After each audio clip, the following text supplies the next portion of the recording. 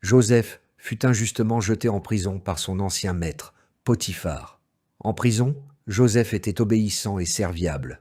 Le gardien de la prison lui faisait confiance et lui confia l'organisation de la vie quotidienne. Parce que Dieu était avec Joseph, la prison devint un endroit meilleur pour tout le monde. Le panetier et les chansons du roi étaient aussi en prison. « Pourquoi êtes-vous si triste ?» leur demanda Joseph un jour. « Personne ne peut nous expliquer la signification de nos rêves, » répondirent les hommes, très troublés.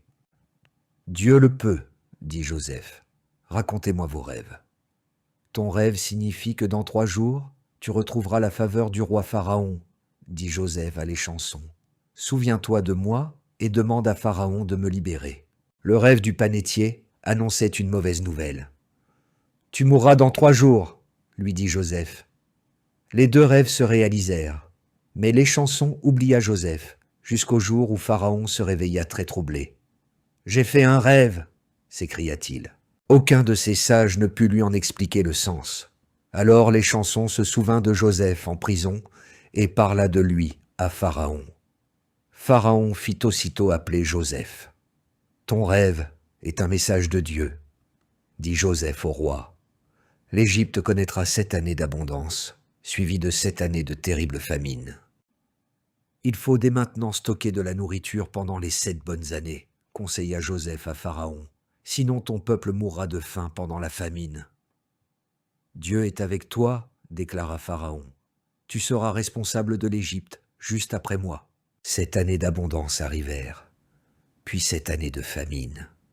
La nourriture manquait partout, sauf en Égypte, où de grandes réserves avaient été constituées avec sagesse. Dans le pays lointain de Joseph, la famille de Jacob souffrait de la faim. Des gens de tous les pays venaient en Égypte pour acheter du blé.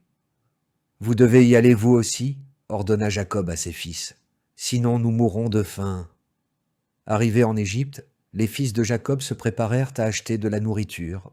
Ils se prosternèrent devant le puissant gouverneur de l'Égypte, sans reconnaître Joseph, leur frère. Mais Joseph les reconnut. Il se souvint de ses rêves d'enfance. Dieu l'avait élevé au-dessus de ses frères. Joseph se montra très sage.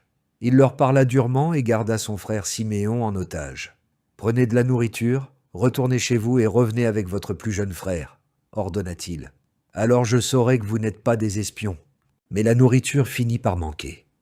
Les frères durent retourner en Égypte. Benjamin partit avec eux. Quand Joseph vit Benjamin, il ordonna à ses serviteurs de préparer un grand festin. Les frères furent invités. « Votre père est-il encore en vie? Se porte-t-il bien ?» demanda Joseph.